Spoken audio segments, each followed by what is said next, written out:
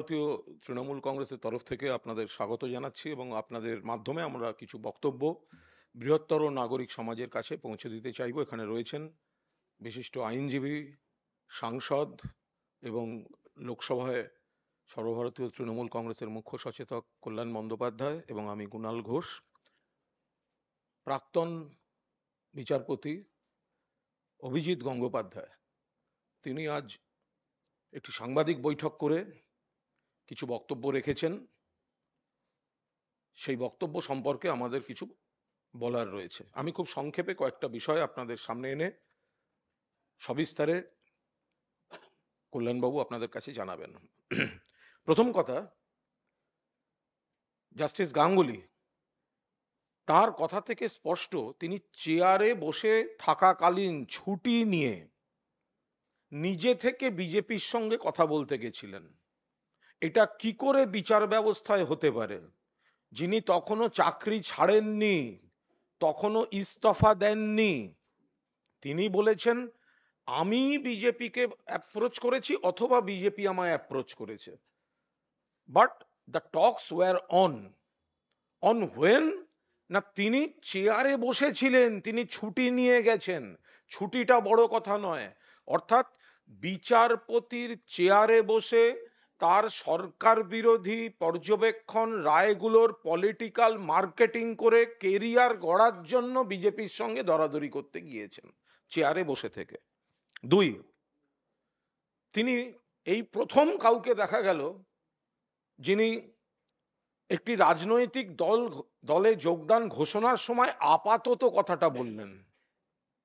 তিনি বলেছেন আপাতত আমি বিজেপিতে যোগ দিচ্ছি, অর্থাৎ এই দলের এবং এই নির্বাচনী ভবিষ্যৎ সম্পর্কে তিনি নিজেই নিশ্চিত নন।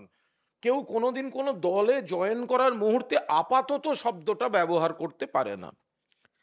3 নম্বর হচ্ছে শুভেন্দু অধিকারীর কাগজে মুড়ে টাকা নেওয়ার নারদ মামলায় উনি প্রকাশ্যে বলেছেন ওটা কি ছিল, ওটা কি কাগজে মুড়ে, ওটা কি ছিল, ওটা কি টাকা, ওটা কি ঘুষ? পরিষ্কার বক্তব্য, আপনি তো কথায় কথায় সিবিআই বলেন, তো আপনি তো সিবিআই এর পরম ভক্ত, আপনি তো আজও কোনো বিষয়ে সিবিআই এর তদন্তর কথা বলেছেন, তাহলে শুভেন্দু তো সেই সিবিআই এর এফআইআর নেমড। তাহলে আপনি যে দলটায় যোগ দিচ্ছেন বিজেপি, সেই দলটাই তো এই ভিডিওটার ফুটেজটা বার করে শুভেন্দু অধিকারীকে চোর বলে সিবিআই চেয়েছিল। তাহলে সেই শুভেন্দু অধিকারী যখন গ্রেফতারি এড়াতে দলবদল করলো, আপনি কেন তদন্তের আগে আপনি ক্লিনচিট দিচ্ছেন কি করে? আপনি মুখে দুর্নীতির বিরুদ্ধে কথা বলছেন, কিন্তু আপনি রাজনৈতিক ক্ষমতার জন্য আপনি দুর্নীতির সঙ্গে আপোষ করছেন। আপাদমস্তক দুর্নীতিগ্রস্ত নারদার সিবিআই এর এফআইআর নেমড শুভেন্দু অধিকারীকে আপনি ক্লিনচিট দিচ্ছেন তদন্তের আগে। আপনি আজ আদালত অবমাননা করেছেন। আপনি আমাদের প্রিয় নেতা অভিষেক বন্দ্যোপাধ্যায়, বিশিষ্ট দক্ষ আইনজীবী, বর্ষিয়ান আইনজীবী কল্যাণ বন্দ্যোপাধ্যায়কে যে ভাষায় আক্রমণ করেছেন, সর্বভারতীয় তৃণমূল কংগ্রেসকে যে ভাষায় আক্রমণ করেছেন, পাশাপাশি আপনি বলেছেন যে কিভাবে বিচার করতে হয় আমি দেখিয়ে দিয়ে এসছি, এখন বাকি বিচারপতিরা ঠিক করবেন যে আমার মডেলে করবেন নাকি 100 বছর আগের পদ্ধতিতে করবেন। আপনি বিচার ব্যবস্থা এবং বিচারপতিদের অপমান করেছেন নিজের ইমেজ বিল্ডিং এর জন্য। আপনি তৃণমূলের মুখপাত্রদের বিরুদ্ধে অভিযোগ তুলেছেন যে বিচারের রায়ের নয়, বিচারকের সমালোচনা করা হয়েছে। আমি আনন্দের সঙ্গে জানাচ্ছি আজকে প্রমাণিত তৃণমূল সঠিক লোককেই আক্রমণ করেছিল। আপনার আজকের প্রেস কনফারেন্স প্রমাণ করে দিচ্ছে যে তৃণমূলের মুখপাত্ররা সঠিক লোককে আক্রমণ করেছিলেন, যার মুখোশের আড়ালে আসল মুখ সিপিএম চিনতে পারেনি, কংগ্রেস চিনতে পারেনি, কিন্তু তৃণমূল কংগ্রেস চিনতে পেরেছিল। আমি অভিজিৎ গঙ্গোপাধ্যায়কে জিজ্ঞাসা করতে চাই, আপনি তো ক্যান্ডিডেট হবেন। অভিজিৎ বাবু, ক্যান্ডিডেট হওয়ার সময় আপনাকে একটা এফিডেভিট দিতে হবে। কল্যাণদা এফিডেভিটের আইনের খুঁটিনাটি সব বলে দিতে পারবেন। সারা ভারতবর্ষে বিজেপির যে সাংসদরা আছেন এবং যারা হবেন তাদের এফিডেভিটের অপরাধের অংশ যদি একজনেরও ক্রিমিনাল লিস্ট থাকে এফিডেভিটে, আপনার সাহস হবে বলার যে আমি এই পার্টির হয়ে ভোটে লড়বো না? এফিডেভিট থেকে প্রমাণিত হয়ে যাবে ভারতীয় জনতা পার্টির কজন প্রার্থীর বিরুদ্ধে ফৌজদারি মামলা আছে, অপরাধের অভিযোগ আছে, যেগুলো বিচারাধীন। তাহলে অভিজিৎ বাবু আপনি শপথ করে বলতে পারবেন, এই চ্যালেঞ্জটা নেবেন যে আপনি এত সততার সার্টিফিকেট যে বিজেপিকে দিয়েছেন, আপনার সঙ্গে যারা ভোটে লড়বেন সারা ভারতবর্ষে, এমনকি সারা পশ্চিমবঙ্গে, তাদের এফিডেভিটে যদি ক্রিমিনাল কেস থাকে তাহলে আপনাকে বলতে হবে আমি লড়বো না, এই বিজেপি দলেও অভিযুক্ত আছে, নানা ধরনের অভিযোগ আছে। এবং আমি শেষ করব এইটা বলে, যে ভাষায় অভিষেককে আক্রমণ করেছেন কল্যাণদা জবাব দেবেন। ভেতরে যদি এত বিষ থাকে কারুর কোনো দলের অবস্থান সম্পর্কে, কোনো রাজনৈতিক প্রতিষ্ঠিত তরুণ তুর্কি নেতা সম্পর্কে, তাহলে তিনি যতদিন বিচার করেছেন তাহলে তার ভেতরের সেই বিষ এবং পক্ষপাতটা তো সেই বিচারে প্রতিফলিত হয়েছে। তাহলে সেই বিচারের কি ভ্যালু ছিল? যে ভাষায় উনি আজকে বিষোদ্গার করলেন এবং প্রথম রাজনীতিবিদ হিসেবে প্রথম সাংবাদিক সম্মেলনে যেভাবে অসহিষ্ণু হয়ে বুদ্ধদেব ভট্টাচার্য বা অন্য কিছু স্বৈরাচারী মনোভাবের লোকদের মতো আপনি অসন্তোষ প্রকাশ করেছেন যে আপনি কোন কোন হাউসের, আপনি ফিট নন, আপনি অমুক, এত অসহিষ্ণুতা যদি প্রথম দিন প্রথম সাংবাদিক বৈঠকে সাংবাদিকদের প্রতি দেখা যায়, সেটা তো খুবই দুর্ভাগ্যের। আমি অনুরোধ করছি বিশিষ্ট আইনজীবী সাংসদ কল্যাণ বন্দ্যোপাধ্যায়, তাকেও আজ আমাদের নেতা অভিষেক বন্দ্যোপাধ্যায়ের পাশাপাশি আমাদের দলের পাশাপাশি কল্যাণ বন্দ্যোপাধ্যায়কেও কুরুচিকর ভাষায় ব্যক্তিগত স্তরের আক্রমণ করেছেন অভিজিৎ গঙ্গোপাধ্যায়। আমি কল্যাণদাকে অনুরোধ করছি বলার জন্য। নমস্কার। দেখুন, আমি অনেক দিন ধরেই বলে আসছি যে প্রাক্তন বিচারপতি অভিজিৎ গঙ্গোপাধ্যায় রাজনৈতিক পক্ষপাত দুষ্ট হয়ে বিচার করছেন এবং সে কথা আজকে প্রমাণিত যে ওনার টার্ম শেষ হওয়ার আগে রিজাইন করে উনি ভারতীয় জনতা পার্টিতে জয়েন করতে যাচ্ছেন। দীর্ঘদিন ধরে ওনার রাজনৈতিক সংস্রব ছিল এবং তাই জন্য উনি রাজনৈতিক চিন্তা ভাবনা নিয়ে সমস্ত মামলা ডিসাইড করেছেন। ওনার যত জাজমেন্ট বা অর্ডার দিয়েছে তার 85% মামলা হয় ডিভিশন বেঞ্চ, না হলে সুপ্রিম কোর্ট সেটা সাইড করে দিয়েছে। আপনারা দেখাতে পারবেন না যে উনি এই বিচার নিয়োগ দুর্নীতি ছাড়া কোনো মামলায় কোনো জাজমেন্ট দিয়েছে যে জাজমেন্ট রিপোর্টেড জাজমেন্ট হিসেবে হয়েছে। ওনার একটা জাজমেন্ট দেওয়ার, জাজমেন্ট যাকে বলে, অর্ডার নয়, জাজমেন্ট দেওয়ার যোগ্যতাই কোনোদিন ছিল না, যোগ্যতাই নেই। উনি বিচার ব্যবস্থার একটি কলঙ্ক হয়ে গেছিলেন, উনি বিচার ব্যবস্থার কলঙ্ক। উনি যেভাবে রাজনৈতিক উদ্দেশ্য নিয়ে সমস্ত করেছেন তা কোনো বিচার ব্যবস্থা কলঙ্ক। এর আগেও আমি বলেছি, প্রেসেও বলেছি যে উনি কলকাতা হাইকোর্টের ডিগনিটিকে নষ্ট করেছেন। এমন সব প্রেস কনফারেন্স করেছেন তাতে উনি কলকাতা হাইকোর্টের ডিগনিটিকেও নষ্ট করেছে। এই প্রথম বোধহয় কোনো কলকাতা হাইকোর্টের থেকে কোনো মামলাতে অভিজিৎ গঙ্গোপাধ্যায় যে সমস্ত জাজমেন্ট দিয়েছে, হয় চিফ জাস্টিস অফ ইন্ডিয়ার বেঞ্চ তার ঘর থেকে মামলা ট্রান্সফার করেছে, না হলে বিচারপতি অনিরুদ্ধ বোস এবং আরেকজন বিচারপতি ছিল সুপ্রিম কোর্টের, তারা তার ঘর থেকে ম্যাটার ট্রান্সফার করে অন্য কোর্টে চিফ জাস্টিস ক্যালকাটা হাইকোর্টকে বলেছে যে অন্য বেঞ্চ গঠিত করে সেই মামলা শুনানি হোক। তাহলে সুপ্রিম কোর্টও জানে যে উনি কি ধরনের বিচার করেন। উনি বিচার ব্যবস্থার মধ্যে যখন বিচার করছিলেন তখন উনি যাকে তাকে যা ইচ্ছে ভাষায় কথা বলতো। পাড়ার যেমন মস্তান, পাড়ার যেমন রকবাজরা থাকে না, সেই পাড়ার মস্তান পাড়ার রকবাজদের মতো কথা বলতো। বলে এই কলারটা ধরে তুলে নিয়ে আসো, ওই গুন্ডাটাকে ধরে তুলে নিয়ে আসো।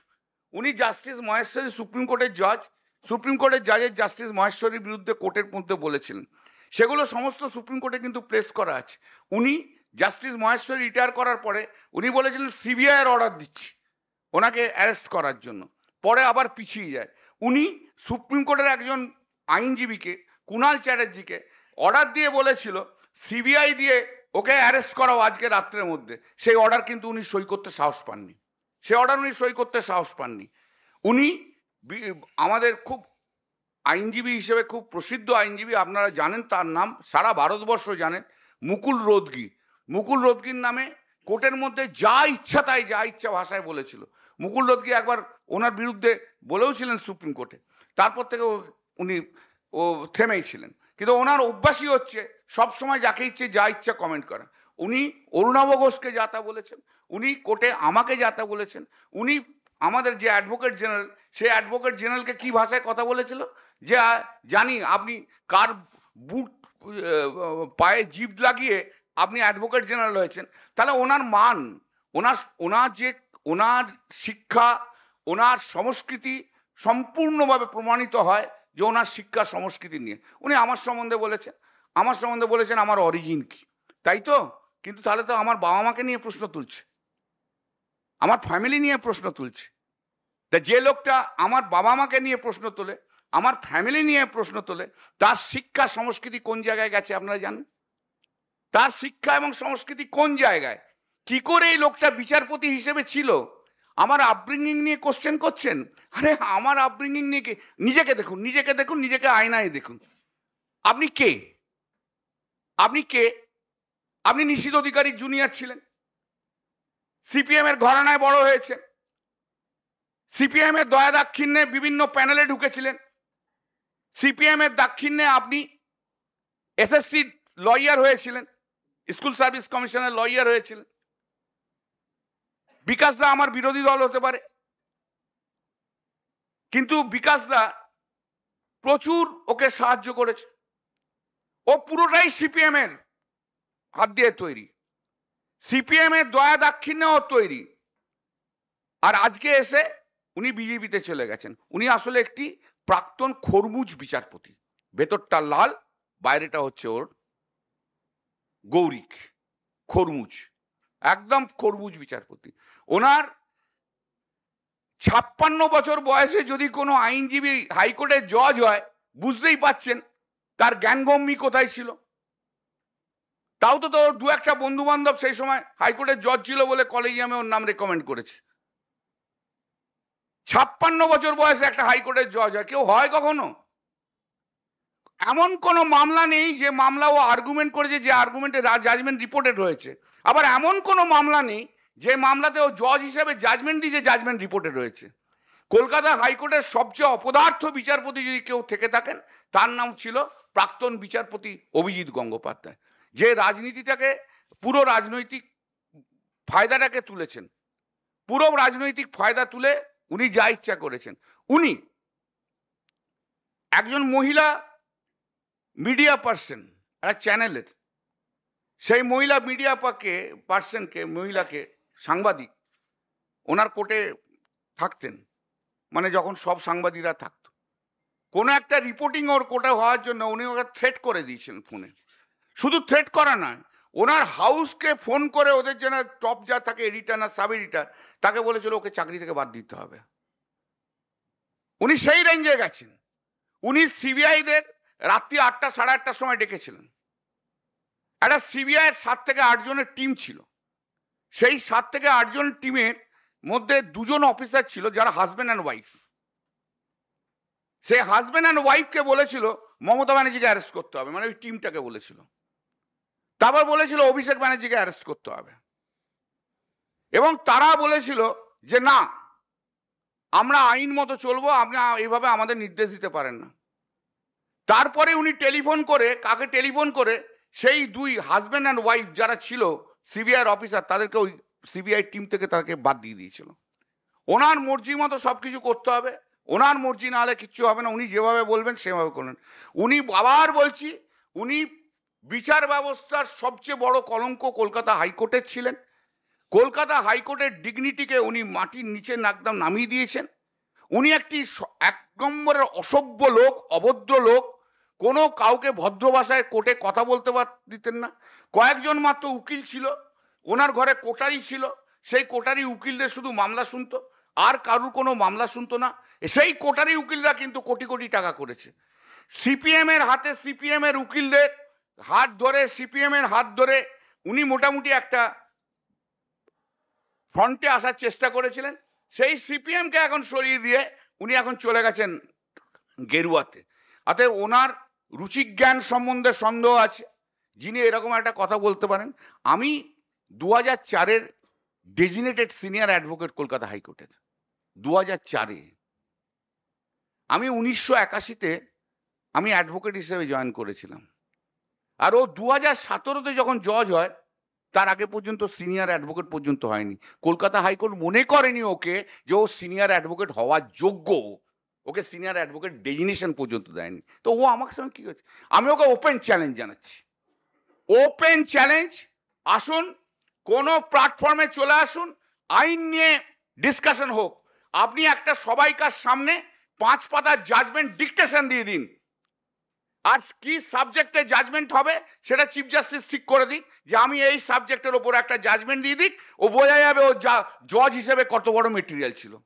অপদার্থ জজ ছিল, অপদার্থ কিছু হালকা ম্যাটার করেছে, সিবিআই ফিবিআই করে ও ভেবেছিল একটা বিশাল বড় কিছু করেছি।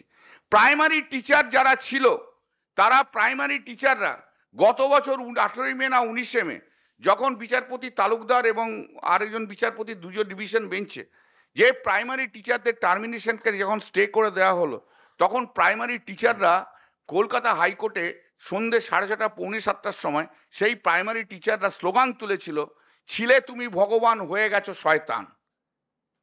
আমি সেদিনকে ওদের বলেছিলাম এটা কথা বলো না, কিন্তু আজকে দেখছি সত্যি সত্যি ও শয়তান। He was a devil in the judiciary. He was a black sheep in the judiciary. ওর পরিচয় কেউ কিচ্ছু জানে না, কিন্তু ওকে কেউ কিছু ওই জানে না কোথা থেকে কে কি এসছে, ওই কেউ কিছু জানে না। ওই নিচে করিডোরে যখন প্র্যাকটিস করতো, মাথাটা নিচু করে করে ঘুরে বেড়াতো, হাঁটতে হাঁটতো, কোর্টে বোর্ডে কিছু ছিল না। ওই রাজ্য সরকারের 2-4টে মামলা, মোটর ভেহিকলসের মামলা, এছাড়া মামলা নেই। পিটিশনারদের হয়ে কোনো মামলাই করেনি অজু, কোনো মামলাতে জাজমেন্ট রিপোর্টেড নেই। কিন্তু ওই যে বললাম, সিপিএম এর একদম পায়ে ধরা লোক ছিল, তাই জন্য কিন্তু সব জায়গায় প্যানেলে গেছে, এসএসসিতে গেছে, এবং বড় ইম্পর্টেন্টলি ও তো এত বড় বড় কথা বলছে। ও যখন এসএসসি লয়ার ছিল, 50 থেকে 60 খানা ম্যাটারে কতগুলো পিটিশনার ছিল তার এক একটাতে আমি জানি না, কনসেন্ট দিয়ে কোর্টে ওদের চাকরি পাইয়ে দিয়েছিল, কোর্টে চাকরি পাইয়ে দিয়েছিল। যখন ধনকর যখন এখানে গভর্নর ছিল, প্রাক্তন গভর্নর ধনকর ছিল, তখন ও টেলিফোনে ধনকরের সঙ্গে কথাবার্তা বলতো।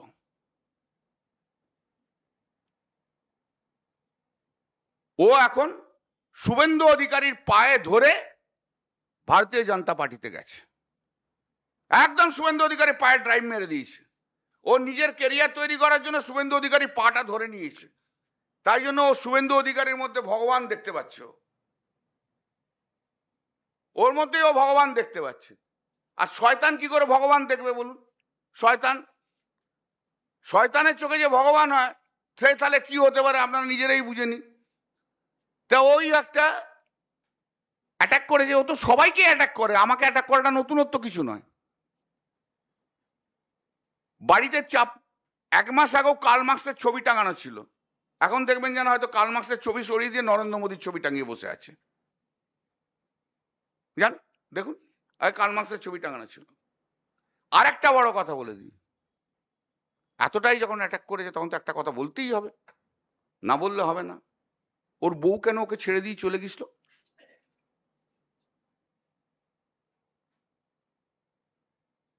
একা একা কেন ঘরে থাকতো? কোনো আত্মীয় স্বজন নেই কেন? কেউ নেই কেন চারিদিকে? যখন সব ইন্টারভিউ দিত, তখন চাটাও নিয়ে আসতো, বাড়িতে একটা কাজের লোকও থাকতো না বোধহয়, ভয়ে থাকতো না।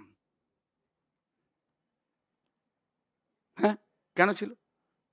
সমাজে মেশার মতো স্ট্যান্ডার্ডের উনি মানুষ ছিলেন না, এখনো সমাজের স্ট্যান্ডার্ডে মেশার মতো মানুষ নন উনি। Thank you. আমি একটা সংযোগ করে দিই। একটা জরুরি প্রসঙ্গে কল্যাণদা ছুঁয়ে গেছেন, তার সঙ্গে বলে দিই, এই যে আন্দোলনটা চলছে এসএলএসটি নবম থেকে দ্বাদশ যাদের, মাননীয় মুখ্যমন্ত্রীর নেতৃত্বে রাজ্য সরকার এটা সমাধান করতে আন্তরিকভাবে চেয়েছিলেন। আজকে আপনি আন্দোলনকারীদের জিজ্ঞাসা করুন যে কারণে এটার ভয়ঙ্কর জট পাকিয়ে সুপ্রিম কোর্টে আটকে এতগুলো ছেলে চাকরি আটছে, সেটা কিন্তু বিচারপতি থাকাকালীন অভিজিৎ গঙ্গোপাধ্যায়ের রাজনৈতিক প্রতিহিংসামূলক একটি নির্দেশের জন্য।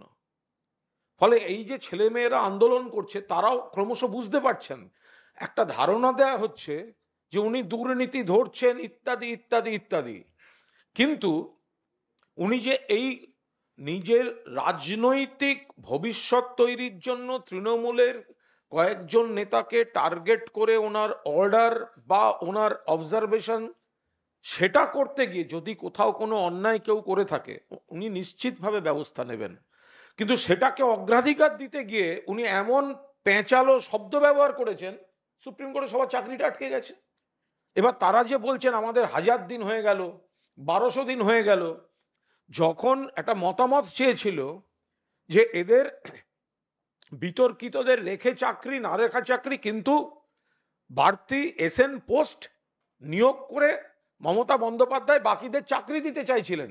উনি এসএন পোস্টটাকে স্যাংশন না দিয়ে রাজনৈতিকভাবে কি করে তৃণমূলকে হেনস্থা করা যায় সেটা করতে গিয়ে কয়েক হাজার ছেলেমেয়ের ভবিষ্যৎ রাস্তায় বসিয়ে দিয়েছেন, যারা প্রথমে এটাকে দুর্নীতির বিরুদ্ধে লড়াই ভাবছিল, আজকে প্রমাণিত হয়ে গেল যে নিজের রাজনৈতিক কেরিয়ারের জন্য তিনি কখনো এই হাজার হাজার ছেলেমেয়ের স্বার্থকে বলি দিয়েছেন, কখনো অভিষেক বন্দ্যোপাধ্যায়কে আক্রমণ করেছেন, কখনো কল্যাণ বন্দ্যোপাধ্যায়কে আক্রমণ করেছেন, কখনো সর্বভারতীয় তৃণমূল কংগ্রেসকে আক্রমণ করেছেন। উনি বলেছেন যে উনি জিতবেন, তৃণমূল নাকি উঠে যাবে, এরম 26-এ উঠে যাবে, এরকম অনেক ব্যক্তি যাতায়াত করবে। আপনাকে কয়েকদিন বাদে ওই মহামহিম থেকে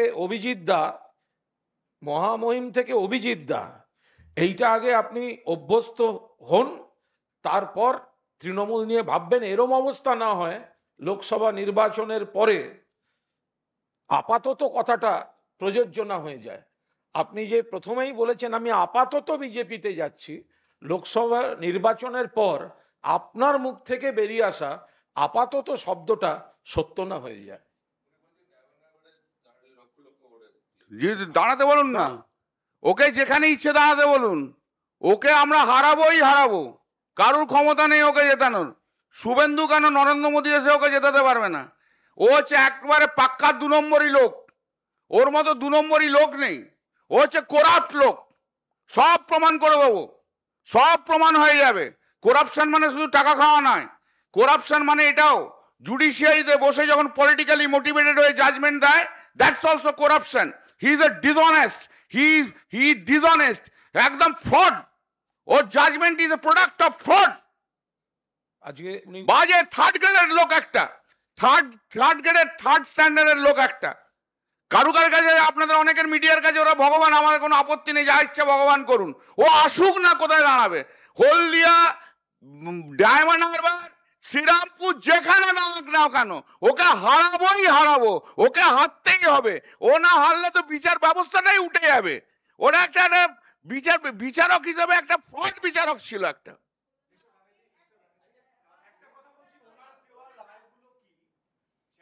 করবার কোনো জায়গা আছে? মানে যেহেতু উনি এখন একটা রাজনৈতিক অবস্থান নিয়েছেন, অর্থাৎ এখন যখন আপনারা বলছেন মোটিভেটেড হলো, তাহলে উনি যে রায়গুলো দিয়েছেন যার জেরে বিভিন্ন সেগুলো কি চ্যালেঞ্জ করার কোনো আইনি প্রভিশন আছে? 85% judgement and order have been set aside. ওনার 85% judgement order high appeal court নাহলে সুপ্রিম কোর্ট সেট অ্যাসাইড করেছে। 15% এর মতো আছে যেগুলো পেন্ডিং রয়েছে, সেখানে গিয়ে নিশ্চয়ই আমরা পয়েন্ট নেব যে পলিটিক্যালি মোটিভেটেড, সেটা নিঃসন্দেহে নেবো। আবার কোর্ট কি ডিসাইড করবে তাই হবে।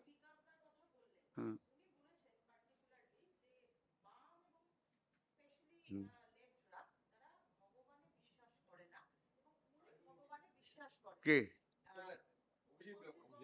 কবে থেকে করতে আরম্ভ করলো? আরে কবে থেকে করতে আরম্ভ করলো? আগে তো কোর্টে বলতো আমি ভগবানে বিশ্বাস করি না, আবার কবে থেকে বিশ্বাস করলো?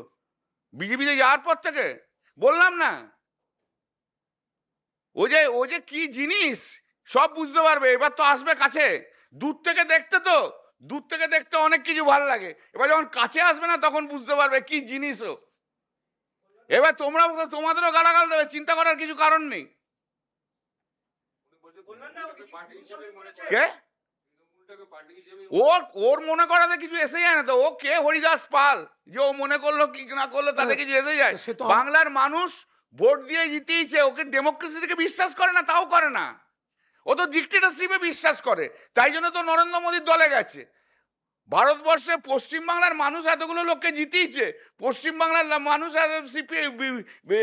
তৃণমূল কংগ্রেসে এতগুলো সাংসদ দিয়েছে, পশ্চিমবাংলার মানুষ মুখ্যমন্ত্রী তৈরি করেছে। ও হরিদাস পাল কে বলার? তৃণমূল আছে কি না আছে? আরে বললাম না, ভুসি মাল একটা, একবারে ভুসি মাল। দেখতে থাকো দেখতে থাকো, দূর থেকে দেখেছো, বড্ড ভালো লেগেছে, কেউ কিছু বলতে পারতো না, কন্টেন্ট হতো না। এইবার দেখবে ওর শিক্ষা দীক্ষা রুচি সব একদম পরিষ্কার হয়ে যাবে। এক নম্বরের ভুসি মাল, দু নম্বরই মাল, একদম পুরো দু নম্বরই মাল। কথাই ভালো করে বলতে পারে না। ও ইংরেজিতে বলুক না 1 ঘন্টা কথা, ও 45 মিনিট 1 ঘন্টা ভালো করে স্পিচ দিক না একটা, দেন বলো, দিতে বলো না ওকে। 4 বছর না করে কি বলছো আমি, দেখো না তুমি করবে, আর কিছু করতে পারো না। দেখো এইবার তো কাছে আসবে, একদিন তো দূর থেকে দেখেছো, দূর থেকে দেখেছো, সেই যেমন মা দুর্গাকে মঞ্চে তুলে দেখাতে দেয় না, সেই তো দুর্গা দেখেছো আর কি, বা মাই লর্ড করেছো ভয়কে। এবার তো কাছে আসবে, তোমাদের কাছের মানুষ হবে না, কিছু কিছু সাংবাদিকের বড্ড কাছের মানুষ। তবে হ্যাঁ, দুর্ভাগ্য একটা জিনিস, সত্যি একটু একটু কষ্ট পাচ্ছে বেশ কিছু সাংবাদিকের, কলকাতা হাইকোর্টে কাজ কিন্তু কমে গেল। Mr. Banerjee, Mr. Banerjee, I got two questions. I am just giving in English first. Let me tell. Let me.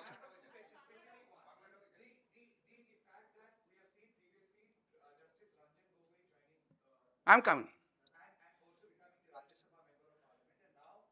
A judge joining BJP, at least he has expressed opinion that he will be joining BJP. Does it indicate that judiciary has been completely compromised with the interference of politics? I can say this much, that the peoples of this country and the lawyers, prudent lawyers, they are losing their confidence on judiciary. And of course, judges. Although all the judges are not responsible for diminishing the stature and of the status of the judiciary, but few persons like Justice Ranjan Gogoi, Justice Satta Shivam, that the present one Justice Gangopadhyay, they have diminished the status and the Indian judiciary itself. It has been started from 2014, when Narendra Modi became the Prime Minister of the country. One after another offer had been given to the ex-CGIs when they were sitting judge. And it is that now people is thinking, all are thinking, their important judgments were subject matter, were consideration of political consideration, and very important matters had been taken. Justice Satta Shivam was made governor. Justice Ranjan Gogoi, after the retirement, has made member of parliament. And now Justice Abhijit Gangopadhyay, when during his tenure, he resigned it. Therefore, of course, now question is coming in our mind. Whenever I am arguing and going to the court and arguing a matter, I am in a double thought whether this judge really can give a justice to us, because he may go to the political party any day. Narendra Modi very calculatedly, very deliberately had made this entire all organization political. He is trying to do it. He has politicized CBI. He has politicized ED. He has been trying to politicize also the judiciary. And for that reason, few judges have been brought into the politics. Mr. Arun Jaitley, when he was the leader of the Lok Sabha, Rajya Sabha, opposition leader of the Rajya Sabha, he has said very categorically, I can remember that his words. Arun Jaitley says that if the judges accept any political appointment, the people will not have the confidence amongst the judges. It will destroy the dignity and belief, trust has been conferred upon the judiciary itself. There should be some time, cooling period. That cooling period should be there. Must at least few years should be a cooling period. But these are the judges. They have been politically, they have achieved so many things. That is the reason they are in a hurry to go into the politics. So today he said that I have approached BJP. BJP has also approached me. He has resigned just yesterday. So if a sitting judge has been approached by BJP, therefore he was a political corrupt judge in the judiciary. Political corrupt judge in the judiciary. Exactly, that is the reason he was a political. He has said 3 months, but I have said it before 8 months that he will be resigning. He will be resigning from the post just before Lok Sabha election. I have discussed these things amongst the lawyers of the Calcutta High Court on so many times. Everyone, and one, I just tell you, today I am telling you, I said it to one of my junior in the month of April 2023, and he made one Facebook posting in April 2023. In that time, in the Facebook he posted that one of the member of the Calcutta High Court legal fraternity was going to be a member of the Rajya Sabha. He has said that without naming him, without giving. Today it has been proved. Instead of Lok Sabha, Rajya Sabha, he is going to contest. It is not today's. It will find from April 2023, and this Facebook posting was done by Shri Suman Sengupta advocate. Just see. And that possibly, if I am right, that was a Friday. উনি মহিলাদের সম্মান ইত্যাদি নিয়ে অভিজিৎ বাবু আরেকটা কথা আমি বলে দিই, আরেকটা কথা বলে দিই, বলতে বলতে আমি চলে গেছিলাম, সরি। জানেন, একজন মুসলিম পিটিশনার দাঁড়িয়ে আছে, কোর্টে ঢুকেছে, তাকে বলেছে এটা কি মসজিদ নাকি, দাড়ি ফাড়ি নিয়ে এখানে কোর্টের মধ্যে ঢুকে গেছেন, বেরোন কোর্ট থেকে। একজন হেডমাস্টারকে ডেকেছিল, সেই মামলাটা আমি পরে অ্যাপিল করে স্টে করেছিলাম। তার চাকরি ওখান থেকে তাকে ডিমোট করেছিল, করে বলে বেরো কোর্ট থেকে, বেরো কোর্ট থেকে, বেরিয়ে যাও। এই সমস্ত অসভ্যতা কত দিনের পর দিন একটা লোক কিভাবে কলকাতা হাইকোর্টে অসভ্যতা করেছে, যারা লয়ার আছে তারা দেখেছে। একটা অসভ্য থার্ড গ্রেডের লোক, একটা কি করে লোকটা জজ হলো, কি করে লোকটা জজ হলো? আমার মনে হয় ওর একটা মেন্টাল ট্রিটমেন্ট হওয়ার দরকার আছে। ওকে একটা মানসিক হসপিটালে ওর একটা ট্রিটমেন্ট হওয়া উচিত। ও সত্যি সত্যি স্ট্যান্ডার্ডের আছে কিনা একটা বড় নিউট্রাল মেডিকেল সেন্টারে নিয়ে যে ওকে আগে চেক আপ হোক। ও যদি হিম্মত থাকে ওই চ্যালেঞ্জটাই ও গ্রহণ করুক, যে ও পাগল না ঠিক আছে নর্মাল ম্যান, ওটাকে দেখতে হবে। কিন্তু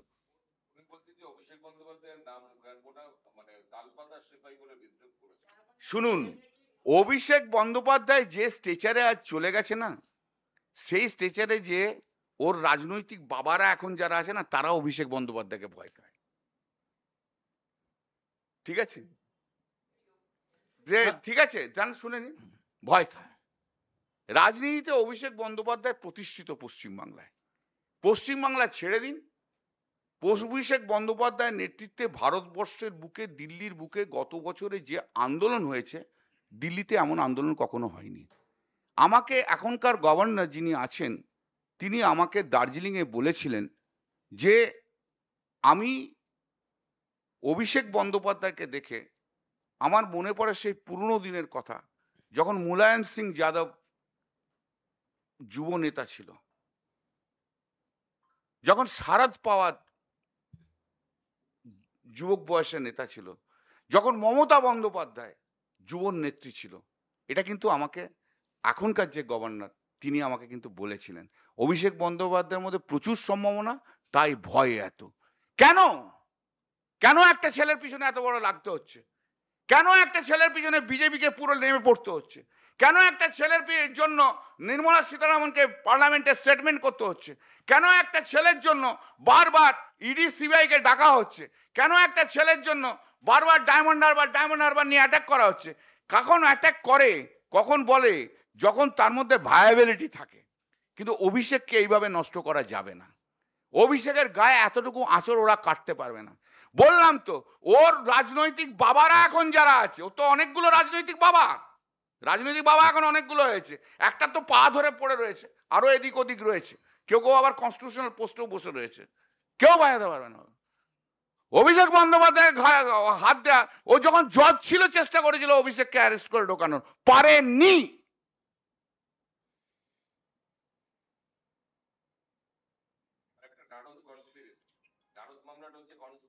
কিসের কনস্পিরেসি? কেন ওখানে শুভেন্দু আছে বলে? মানে কত বড় 2 নম্বরই লোক বলো, এর চেয়ে 2 নম্বরই লোক কিছু নেই। ওসব করাপশন না, ও নিজেই করাপ্টেড, আমি তো বলছি। জানি না এখন শুভেন্দুর কাছ থেকে কত টাকা খেয়েছো। আর একটা হচ্ছে যে এটা তো বিজেপি এনেছিল। আজকে উনি যে নারদটা নিয়ে হঠাৎ ক্লিন চিট দিতে নেমেছেন শুভেন্দু অধিকারীকে, আর ওনারই তো প্রিয় সিবিআই, উনিই তো কথায় কথায় সিবিআই ডাকেন, সিবিআই দেন। তো এখন সেই সিবিআই এর এফআইআর নেমড হচ্ছে শুভেন্দু অধিকারী। তো আজকে সেই তদন্তের আগে উনি হঠাৎ সার্টিফিকেট দিতে বসলেন কেন, ক্লিন চিট দিতে বসলেন কেন? আর একটা বিষয়, উনি তৃণমূলের বিরুদ্ধে বা তৃণমূলের নেতা নেত্রীদের বিরুদ্ধে যে যে অভিযোগগুলো এনেছেন তার প্রত্যেকটা কিন্তু তিনি এস্টাবলিশ করতে পারবেন না একটা রাজনৈতিক উৎসাহ যেটা বিরোধীরা করে, আর সেগুলো বিজেপির মধ্যে রয়েছে। উনি আজকে মা বোনেদের সম্মান ইত্যাদি অনেককে অনেক কথা বললেন, ভালো। তো অভিজিৎ বাবু আপনি কি ওকে বলো না মণিপুরে যাক না ব্রিজভূষণের পাশে বসে দেখবেন কেমন লাগে? অভিজিৎ গঙ্গোপাধ্যায়কে অনুরোধ করব, ব্রিজভূষণ আমাদের সোনার মেয়ে, কুস্তিগির, সাক্ষী মালিকরা, শ্লীলতাহানির অভিযোগ, বিজেপির সাংসদ, দিনের পর দিন তারা রাস্তায় আন্দোলনে, কোথায় থাকে আপনার বিবেক? সেই ব্রিজভূষণ যেখানে বসে আছে আপনি সেই দলে সেই ব্রিজভূষণের পাশে বসার স্বপ্ন দেখছেন, আর আপনি বলবেন যে আপনি হচ্ছেন বিবেকের ভূমিকায় অভিনয় করছেন? এ হতে পারে না।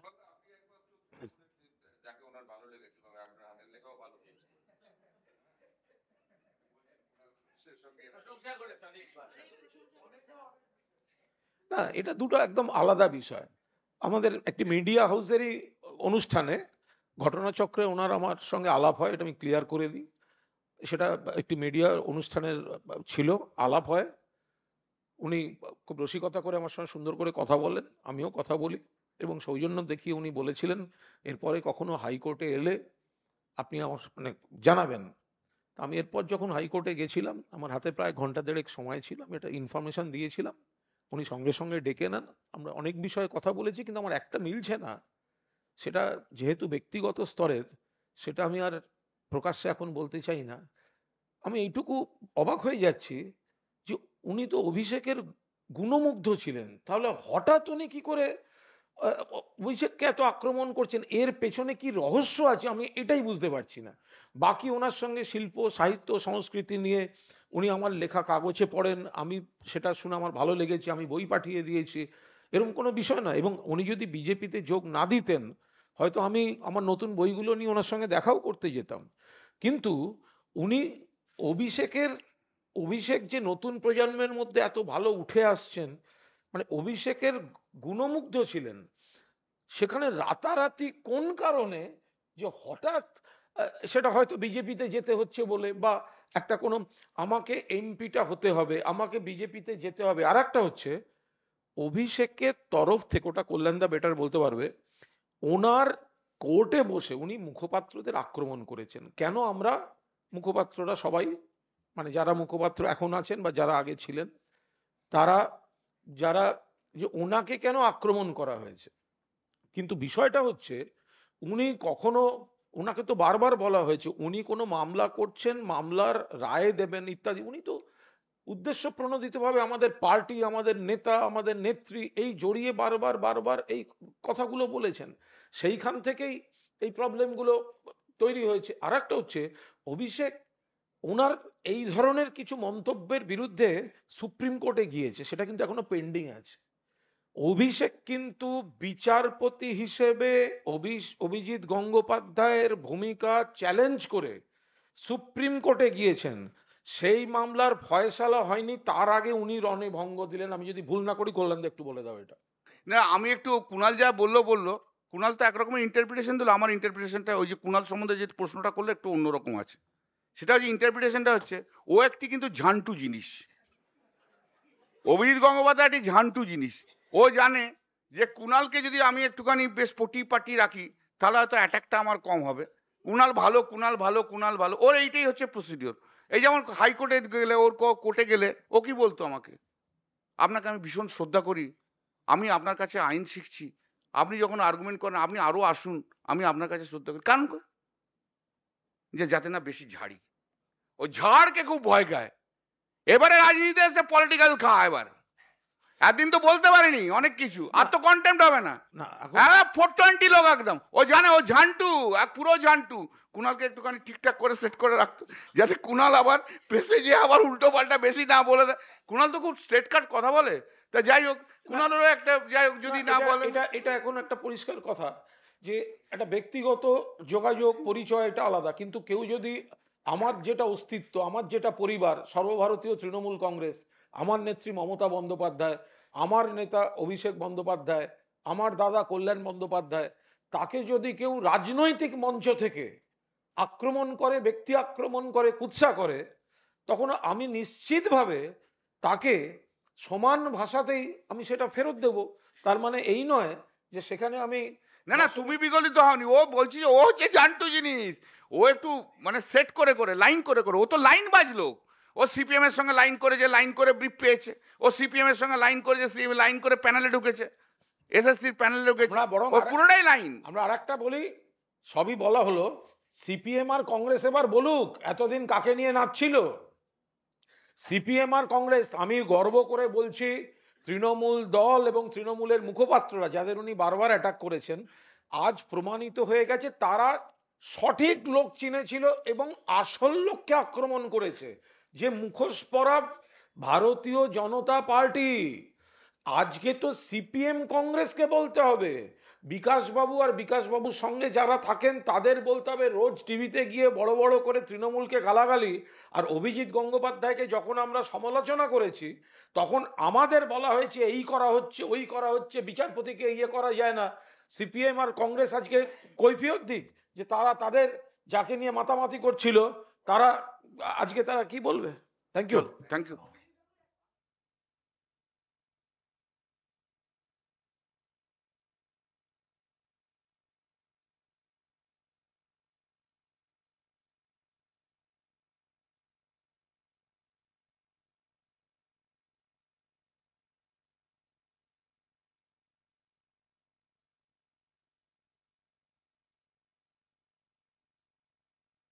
হ্যালো। না, ওটা তো ওটা নিয়ে কোনো মন্তব্য করব না, ওটা তো প্রশাসন, রাজ্য সরকারের ব্যাপার। আর কোর্টের ব্যাপার হচ্ছে, কোর্টের বিভিন্ন স্তর থাকে। কোনো একটা জায়গায় রায় হয়েছে, আইনে অবকাশ আছে যে তার ঊর্ধ্বতর যে আদালত সেখানে যাওয়ার, এগুলো সরকার প্রশাসন দেখছে, এক্ষুনি এই নিয়ে কোনো মন্তব্য নেই।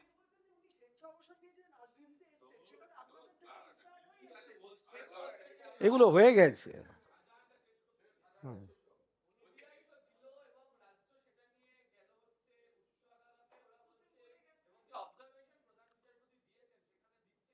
রাজ্য পুলিশের এত অতিরিক্ত ইচ্ছা কেন, কেন তদন্ত করতে চাইলো?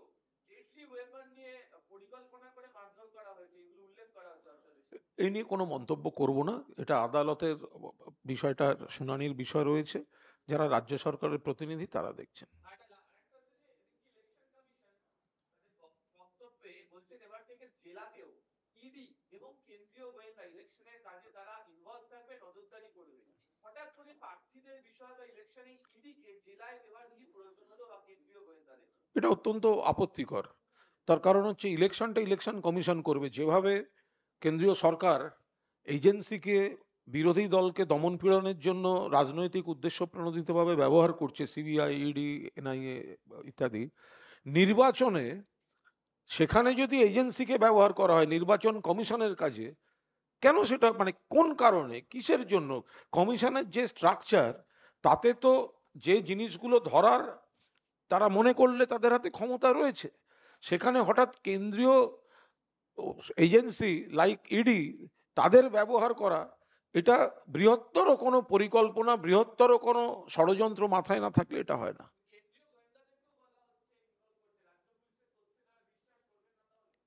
দেখুন, যেটাই হোক, কেন্দ্রের নির্বাচন কমিশন, কেন্দ্রীয় বাহিনী, সবকিছু 8 দফায় ভোট, সবকিছু করেও বাংলার বুকে 2021 সালে ভারতীয় জনতা পার্টিকে হারতে হয়েছে।